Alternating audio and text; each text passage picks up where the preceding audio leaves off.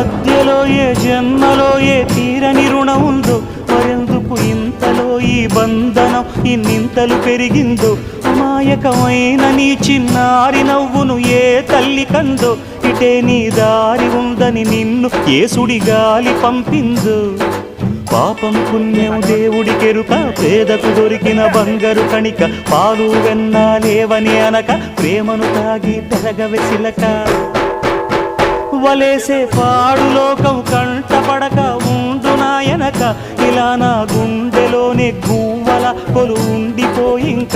ఇటే పోస్తే ఎమున్నైనా నిలేస్తానే, మరింక ఏ కీడు నీ వంక రాలేదు.